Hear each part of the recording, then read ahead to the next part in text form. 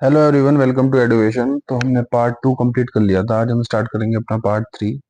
Part 3 में क्या होता है कि कलेक्टर ने कोई अवार्ड पास किया कंपनसेशन का, तो उस अवार्ड का रेफरेंस कोर्ट को कब ट्रांसफर, रेफरेंस का मतलब ट्रांसफर करना, रेफर करना, और उसका प्रोसीजर क्या क्या होगा, किस सिचुएशन में कर सकते हैं। तो 18 सेक्शन में बोला अगर कोई पर्सन इंटरेस्टेड है और उसने जो कलेक्टर जी का अवार्ड है उसको एक्सेप्ट नहीं किया तो वो कलेक्टर के सामने रिटन एप्लीकेशन दे सकता है। Required that the matter be referred by the collector for the determination of the court whether his objection be the measurement। वो ऑब्जेक्शन किस किस चीज से रिलेटेड हो सकते हैं, या तो जमीन की जो माप है, मेजरमेंट है, उससे रिलेटेड, अमाउंट ऑफ कंपनसेशन, या फिर किन लोगों को मिलना था उससे रिलेटेड, या फिर अपोर्शमेंट ऑफ द कंपनसेशन का मतलब डिटरमाइन करना कि कितना कंपनसेशन मिलना था। एप्लीकेशन देगा तो उसमें ऑब्जेक्शंस में ग्राउंड्स बताएगा कि किन किन ग्राउंड्स के बेसिस पे हम ऑब्जेक्ट कर रहे हैं। ठीक है।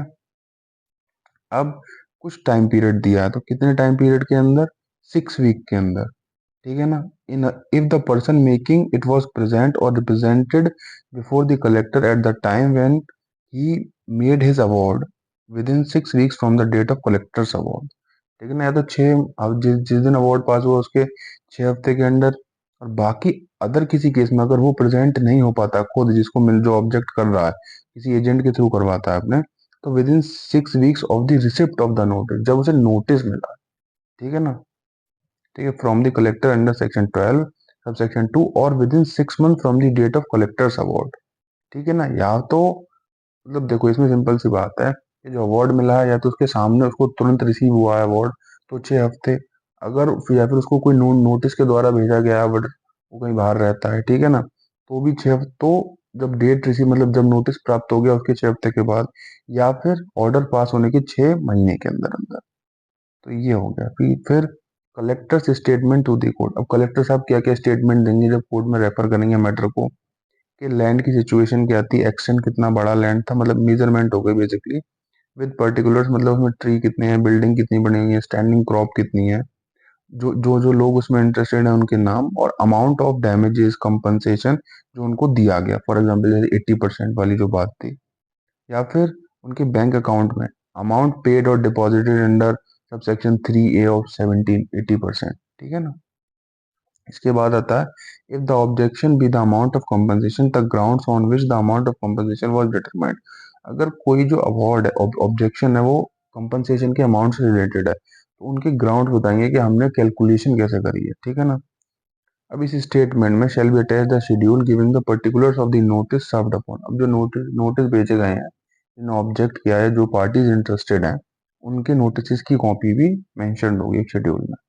इसके बाद नोटिस जो सर्व करेगी court shall thereupon cause a notice, मतलब अब जब कोर्ट के पास रेफर मैटर हुआ है तो कोर्ट भी एक नोटिस भेजेगी उनको जिन्होंने ऑब्जेक्ट किया था। ठीक है ना। स्पेसिफाइंग द डे, उसमें मेंशन का होगा कि आपको इस दिन इतने बजे इस कोर्ट में आना है। ठीक है। किस किस को? एप्लीकेंट को जिसने ऑब्जेक्ट किया है, और उन सब पर्सन को जो इंटरेस्टेड है ऑब्जेक्शन में, if the objection in regard to the area of the land और द अमाउंट ऑफ कंपनसेशन। अगर कोई ऑब्जेक्शन किसी लैंड के एरिया से रिलेटेड है या फिर अमाउंट से रिलेटेड है, तो उसमें कलेक्टर को भी नोटिस जाए। ठीक है, वरना दो पार्टीज को जाएगा। इसके बाद restriction on scope of proceedings, मतलब scope of inquiry in every such proceeding shall be restricted to a consideration of the interest of the person affected by the objection.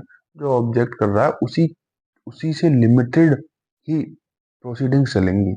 ऐसा नहीं है कि किसी एक 10 लोगों ने ऑब्जेक्ट किया तो किसी 12वें या 13वें इंसान को से रिलेटेड भी या उसके लैंड से रिलेटेड भी इंक्वायरी उसमें लगाई जाएगी। ठीक है ना। प्रोसीडिंग्स जो होंगी वो ओपन कोर्ट में होंगी, जाहिर सी बात है ओपन कोर्ट्स में ही होती हैं प्रोसीडिंग्स। ठीक है ना। ये मतलब ये बात कर रहा है कि आर्बिट्रेशन मीडिएशन जैसा कोई कॉन्सेप्ट नहीं है, जो नॉर्मल कोर्ट्स होती हैं हमारी उनमें ही प्रोसीडिंग्स होंगी। अब 23 में आते हैं matters to be considered in determining compensation. अब कंपनसेशन से जो मैटर रिलेटेड होता है अमाउंट ऑफ कंपनसेशन, तो उसमें क्या क्या मैटर्स को कंसीडर किया जाएगा। तो पहला क्या है? Market value of the land, जिस दिन नोटिफिकेशन पब्लिश हुआ था। ठीक है ना, कलेक्टर ने जो किया था। दूसरा क्या है? डैमेजेस सस्टेन, वो जमीन को एक्वायर होने के बाद कितना डैमेज किया, मतलब कितने लोग डिपेंडेंट थे, कितने लोगों का लाइवलीहुड उस जमीन से चलता था। ठीक है ना। कितनी जमीन क्रॉप खड़ी थी, कितने ट्रीज थे वहां पे। ठीक है ना, जब कलेक्टर ने वो लिया पोजीशन। तीसरा आता है the damage sustain by the person interested at the time of the collector's taking possession. पहला तो वो हो गया कि जितने लोग इंटरेस्टेड थे उनका कितना डैमेज डैमेज हुआ। फिर दूसरा जब पोजीशन लिया तो और कितने लोगों का डैमेज सस्टेन हुआ। ठीक है ना, by reason of severing such land from his other land. ठीक है ना, जैसे फॉर एग्जाम्पल कहते हैं कि दो लोगों का लैंड हुआ, उसके बराबर में भी तो एक दो लोगों का लैंड होगा, तो जब उस पोजीशन लिया तो उनको भी कुछ नुकसान हुआ होगा। Fourthly the damage sustain by the person interested, जो ऑब्जेक्शन कर रहा है उसको कितना डैमेज हुआ at the time of collectors taking possession of the land by reason of the acquisition injuriously affecting his other property movable or immovable in any other manner or his earnings। ठीक है ना। Fifthly, fifth point क्या है, in consequence of the acquisition by the collector the person interested is compelled to change his residence. मतलब कोई for example किसी का ऐसा लैंड, विशेष में घर की बात आती है, एक्वायर कर लेते हैं कभी कभी, या फिर उसके गार्डन की या एनक्लोज कोर्ट की, अब उसमें से घर चेंज करना पड़ा, या कोई बिजनेस करता था वो वहाँ पे, डेयरी फार्म चलाता था, ठीक है ना, इस टाइप से कोई बिजनेस करता था, उसको चेंज करना पड़ा उस एक्विजिशन के बाद। वो उसमें क्या बदलाव आया। दूसरा मतलब लास्ट सिक्स जो आता है, the damage bonafidely resulting from diminution of the profits of the land between the time of publication of the declaration under six and time the. मतलब सिंपल सी बात है कि अब डिक्लेरेशन किया फॉर एग्जांपल 2 महीने पहले, अब जैसे बात आ गई कि ये तो जमीन एक्वायर होने वाली, एक्वायर होने वाली, एकदम से जमीन के मार्केट रेट हाइप हो गए, मतलब हाइप हो गए, तो फिर उसकी जो मार्केट वैल्यू में जो चेंजेस आया, ठीक है ना, उससे रिलेटेड भी। अब फॉर एग्जांपल के जो है जमीन तो मतलब एक्वायर कर लेती है, पोजीशन लेने में टाइम लगता है। जैसे गवर्नमेंट ने पब्लिकेशन करके जमीन एक्वायर कर ली, लेकिन पोजीशन लेने में टाइम लगता है, तो दो दो तीन तीन बार भी कभी जाके कंपनसेशन मिलता है। ठीक है ना, जैसे आपने देखा हो राजस्थान वगैरह में, नोएडा में, यहाँ पे तो दो दो तीन तीन बार भी कंपनसेशन दिया गया था सरकार के द्वारा। In addition to the market value of the land as above provided, the court shall in every case award an amount calculated the rate of 12% per annum of such market value। अब for example जितना time period मतलब late position लेते हैं उसमें 12% per annum के हिसाब से interest दिया जाता है। ये रूल है हमारा। इसके बाद एक्सप्लेनेशन पढ़ते हैं। टाइम पीरियड कैलकुलेट करने के लिए in computing the period referred to this subsection, any period or periods during which the proceedings for the acquisition of the land were held upon account of an stay। अब कोई stay या injunction, कोई legal proceeding चल रही है, उसको time period को calculate नहीं करेंगे। और मार्केट वैल्यू के लिए court shall in every case award a sum of 30% on such market value in consideration of the compulsory nature of the acquisition. मतलब कि फॉर एग्जाम्पल के मान के चलो मार्केट वैल्यू इंक्रीज हो गई इसकी, तो इंटरेस्ट के साथ 30% जो क्या कहते हैं कंपनसेशन होगा एक्स्ट्रा दिया जाएगा। कंपलसरी है ये कंसिडरेशन। ठीक है ना। इसके बाद आ जाते हैं हम कमेंट से हमारे पे 29 पे आते हैं। Matters to be neglected. अब पहले आया कि किन किन मैटर्स को कंसिडर किया जाएगा, अब आया नेग्लेक्ट किस चीज को करना है। डिग्री ऑफ अर्जेंसी का मतलब कितनी अर्जेंट बेसिस पे कर रहे हैं। दूसरा, any disinclination of the person to part with the land acquired. ठीक है ना, जब आपका लैंड ही एक्वायर कर रहा है तो ऐसा नहीं है कि फॉर एग्जांपल कि आपका आधा लैंड एक्वायर कर दिया, आधा लैंड छोड़ दिया, तो वो जो छोड़ दिया उसके लिए कुछ कंपनसेशन दें, ऐसा नहीं है। Any damage sustained by him which if caused by private person would not render such person liable to a suit. तो सरकार लॉ के तहत एक्वायर कर रही है, तो ऐसा नहीं है कि प्राइवेट पर्सन की तरह आप उसको कोर्ट में केस कर सकेंगे कि नहीं इन्होंने कब्जा कर लिया, सूट हमारा इंक्रोच कर लिया, मतलब property. Fourthly, any damage which is likely to be cause to the land acquired after the date of publication. मतलब ऐसा नहीं है कि लैंड डेट के बाद, पब्लिकेशन के बाद एक्वायर हुई, जो डेट फिक्स करी थी। या फिर any increase to the value of the land acquired likely to accrue from the use.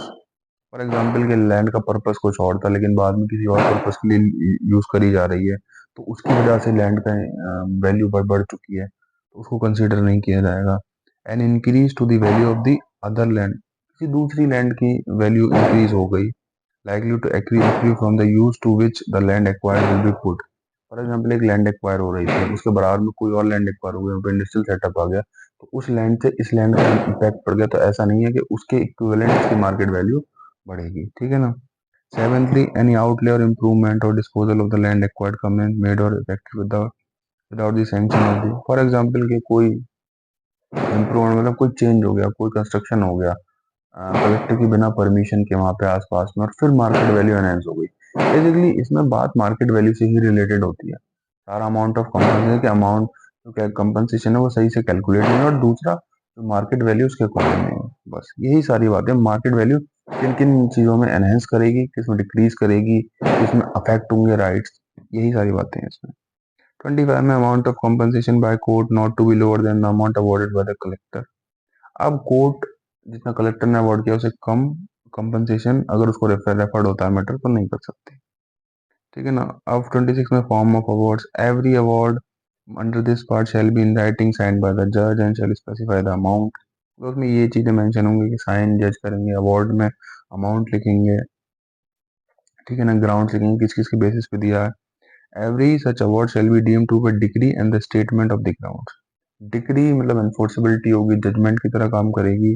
दूसरा कि जो है उसमें स्टेटमेंट ऑफ ग्राउंड्स होंगे for every such award judgement with the meaning of, मतलब कि जो भी अवार्ड पास होगा उसको एक जजमेंट की तरह माना जाएगा, और उसमें हर एक क्लॉज के लिए एक रीजन दिया जाएगा, ऑब्जेक्टिव रीजन दिया जाएगा कि हमने इन इन चीजों को कंसीडर करके इस कंक्लूजन पे आके तब हमने अवार्ड पास किया। 27 में आता है cost, every such award shall also state the amount of cost incurred in the proceedings under this part by what persons in what proportions are to be paid. For example आप उनके जो है objection करोगे तो कुछ cost भी impose होंगी, तो किसको किस मैटर में वो कोर्स को मतलब को कॉस्ट को डिवाइड करना किस प्रोपोर्शन में, वो भी सब मेंशन होंगी। When the award by of the collector is not upheld, the cost shall ordinarily be paid by the collector itself। ठीक है ना। अब कलेक्टर ने कोई अप्रोप्रिएशन गलत किया, उसको कोई कॉस्ट इम्पोज की गई है तो वो खुद कलेक्टर साहब ही पेमेंट करेंगे, लिखा है ना। Before the collector that some deduction from his cost should be made or that he should pay a part of the collector's cost. ठीक है ना। अब आते हैं collector may be directed to pay interest on excess compensation if the sum which in the opinion of the court the collector ought to be have awarded as compensation is in excess of the sum। अगर किसी action में court for example collector ने कुछ x Y जी amount दिया और court ने कोई और अवार्ड कर दिया, तो उस पर जो इंटरेस्ट बनेगा उसका पेमेंट कौन करेगा? Collector did award as compensation the award of the court में directed the collector shall pay, तो कलेक्टर साहब इंटरेस्ट पे करेंगे at 9% per annum provided that the award of the court may also direct that where such excess or any part thereof is set to paid by after the date of expiry of 1 year, और 1 साल के अंदर अंदर उसका payment करना होगा। Basically ये बात बोली है। From the date of the possession is taken interest at the rate of 15% per annum shall be payable from the date of expiry of the set period of 1 year. और अगर 1 साल की बात करते हैं तो 15%, 1 साल के अंदर तो 9%। ठीक है ना।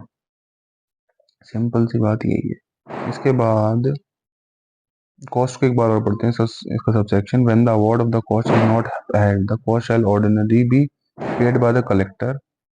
ठीक है ना। When the award of the collector is not upheld, upheld का मतलब फॉलो नहीं होता है, मतलब जाहिर सी बात वही है ना कि जो कोर्ट है उसने ज्यादा कंपनसेशन अवार्ड किया। ठीक है ना। इसके बाद 28 में read determination of the amount of compensation on the basis of the award of the court. आज हम इस चैप्टर को कंप्लीट करेंगे, अच्छे से कंप्लीट करेंगे, टाइम लग जाएगा लेकिन करेंगे हम। Where in an award under this part, the court allows the applicant any amount of compensation in excess of the amount awarded by the collector under section 11, the person interested in all other land covered by the same notification under, मतलब for example किसी ने object कर दिया, object करने के बाद court ने हाँ कोर्ट ने वो ऑब्जेक्शन कोर्ट में चला गया, रेफरेंस चला गया, तो उसको रीडिटरमाइन करेंगे। तो उसकी क्या क्या बेसिस होंगी? On the basis of the award of the court, मतलब कोर्ट का जो ऑर्डर है, कोर्ट का जो अवार्ड है वही प्रवेल करेगा। फिर जो कलेक्टर साहब ने जो अवार्ड पास किया था वो नल एंड वॉइड हो जाएगा। ये लिखा हुआ है collector within 3 month from the date of the award of the court required at the amount of compensation. 3 month के अंदर अंदर वो जो रीडिटरमाइन वाला अमाउंट है उसको कलेक्टर साहब को पेमेंट करना होगा। ठीक है ना। Provided that in computing the period of 3 months, an application to the collector shall be mailed the day on which the award one pronounced and the time requisite for obtaining। मतलब जिस दिन copy मिल जाएगी award की उस दिन से वो 3 month का काउंट होगा। The collector shall on receipt of the application conduct an inquiry after giving notice to all persons। अब कोई एप्लीकेशन उनको मिलेगी अवार्ड की तो वो एक इंक्वायरी कंडक्ट करवाएंगे, उसके बाद एक रीजनेबल अपॉर्चुनिटी देंगे सुनने के लिए Any person who has not accepted the award under subsection 2 may by written application to the collector require the matter to be referred। ये ऊपर के ही सेक्शंस नीचे बता दिए गए, ठीक है ना। ये ऊपर के ही सेक्शंस हमें नीचे बता दिए गए, ठीक है ना। तो हमारा ये हो गया 28 हो गया, 28A हो गया हमारा, ठीक है ना। इसके बाद हम पढ़ते हैं, ये है हमारा पार्ट 4। पार्ट 4 में है अपोर्शमेंट ऑफ कॉम्पनसेशन, मतलब कॉम्पनसेशन को किस बेसिस पे डिटरमाइन करेंगे। तो पर्टिकुलर्स ऑफ डिटर्मिनेशन पढ़ो आप, इसको अपोर्शमेंट मत पढ़ो। Where there are several person interested, if such person agree in the apportionment of the compensation, the particulars for apportionment shall be specified in the award, and as between such persons the award will be conclusive evidence of the correctness of the apportionment। इसका मतलब ये है कि जिस basis पर compensation दिया जा रहा है और सारे लोग एग्री हैं, वो कंक्लूसिव एविडेंस माना जाता है। कंक्लूसिव मतलब कंक्लूड लास्ट एविडेंस, इसके अलावा कोई ऑब्जेक्शन क्लेम नहीं हो सकता। लेकिन वो फिर भी अगर कोई उनमें से कहता है तो फिर वो कोर्ट में रेफरेंस चला जाएगा। 30 में आता है डिस्प्यूट। अब इसको लेकर डिस्प्यूट क्या क्या हो सकते हैं। When the amount of compensation has been settled under section 11, if any dispute arises of the same or any part to whom the same or any part the collector may refer such dispute to decision। Simple सी बात है कि अगर dispute arise होता है तो court के पास जाएगा, सिंपल सी बात। पिछले वाले चैप्टर में यही पढ़ा था, रेफरेंस ऑफ द कोर्ट। अब देखिए हमारा चैप्टर 5 स्टार्ट हो जाएगा, हम चैप्टर 5 स्टार्ट कर देंगे। हमने 30 सेक्शंस पढ़ लिए हैं, ऑलमोस्ट 25 सेक्शंस होते हैं, दो नहीं तो मैक्सिमम 3 क्लासेस, मतलब 2 क्लासेस भी हो सकती है हमारी, ठीक है ना, ज्यादा है नहीं वैसे भी हमारा। 30 तक हो चुका, 30 से अब 25 सेक्शंस और पढ़ने, तो ऑलमोस्ट ऑलमोस्ट आपके 4 एक्ट कंप्लीट हो जाएंगे। बाकी लाइव क्लासेस चल रही हैं हमारी डेली 8 o'clock, ठीक है ना। हमें 10 सीरीज स्टूडेंट्स चाहिए, उनके साथ हम बहुत सारी मेहनत करेंगे, ठीक है ना। पूरी कोशिश है उनको लिस्ट में लाने की, उनका नाम लिस्ट में लाने की। उसमें से जितने भी आती तो खैर वैकेंसी नहीं है, लेकिन जितने बच्चों का भी आ सके हमारी पूरी कोशिश रहेगी, पूरी कोशिश रहेगी। उसके अलावा क्या है कि 8 बजे से क्लासेस हैं, हमें ये 4 एक्ट हमारे यहाँ हो जाएंगे। उसमें हम right to fair compensation, Punjab land revenue और दिल्ली लैंड रिफॉर्म्स कराएंगे, ठीक है ना। दिल्ली लैंड रिफॉर्म्स यहाँ पर भी पड़ेगा, लेकिन हम वहाँ पे करना चाहते हैं क्योंकि वहाँ अच्छे से जो थोड़ा डेप्थ में पढ़ना पड़ता है उस एक्ट को, ठीक है ना। हम कोशिश तो यहाँ पे भी सारे एक्ट्स की करेंगे, लेकिन राइट टू फेयर कंपनसेशन और पंजाब लैंड रेवेन्यू और लैंड रिफॉर्म्स वो हम लाइव क्लासेस में कंप्लीट करेंगे। वैसे हमने लाइव क्लासेस में अपने सारे एक्ट्स कंप्लीट कर दिए हैं। दिल्ली लैंड रिफॉर्म्स तक हमने, मतलब दिल्ली लैंड रेवेन्यू पूरा किया, एनसीटी किया, डीडीए किया, और दिल्ली लैंड रिफॉर्म्स 160 सेक्शंस तक हमने कंप्लीट कर चुके थे, ठीक है ना। 30 से पहले हम कंप्लीट कर चुके थे, लेकिन बच्चे कम आते थे तो इस चक्कर में इसलिए हमने फिर छोड़ दिया था। और यूट्यूब में भी कोई लाइव ज्वाइन नहीं होता था, ठीक है ना। तो आई होप आपको कंटेंट अच्छा लग रहा होगा। अच्छा लग रहा है तो आप चैनल को सब्सक्राइब कर सकते हैं। आप तैयारी कर रहे हैं, बहुत बढ़िया। नहीं कर रहे हैं तो आप किसी के साथ शेयर कर सकते हैं जो तैयारी कर रहा है, ठीक है। अगर आपको थोड़ी नॉलेज चाहिए इन एक्ट्स के बारे में, लॉ के बारे में, तो आप हमसे कनेक्ट कर सकते हैं, ठीक है ना। हमारी 600 MCQ की क्वेश्चन बैंक है, आप उसको मतलब ले सकते हैं, ठीक है ना। 10th of November को उसकी रिलीज डेट है। सब कुछ रेडी है हमारा। आप हमारे टेलीग्राम चैनल पे, मतलब चैनल भी है, स्टडी ग्रुप, स्टडी मटेरियल का ग्रुप भी है, और एग्जाम से रिलेटेड कोई क्वेरी उसके लिए डिस्कशन ग्रुप भी है हमारा। सारे लिंक्स हमारे आपको मिल जाएंगे, ठीक है ना। वो हम डाल देते हैं अपनी उसमें नीचे जो डिस्क्रिप्शन होता है ना, उसमें सब कुछ मेंशन कर देते हैं। आप हमसे कनेक्ट कर सकते हैं वहाँ पे, जो भी आपका डाउट है। 20th of November से हम अपना प्रैक्टिस शुरू कर देंगे। पॉलिटी, करंट अफेयर्स और हिस्ट्री भी लेंगे। पॉलिटी, करंट अफेयर्स, लॉ तो हम करेंगे ही करेंगे, ठीक है। 20 तारीख से 20 नवंबर से लेके 20 दिसंबर तक रेगुलर प्रैक्टिस रहेगी, फिर कुछ मिसलेनियस प्रैक्टिस भी करेंगे। तो आई होप अगर आपको अच्छा लग रहा है कंटेंट, हमारे साथ जुड़िए, चैनल को सब्सक्राइब कीजिए, शेयर कीजिए। अगर और भी ज़्यादा अच्छी लग रही है वीडियो तो लाइक कर दीजिए, और हमारे टेलीग्राम से जुड़िए, ठीक है। Thank you very much, hope for the best, और पढ़ते रहिए। सिलेक्शन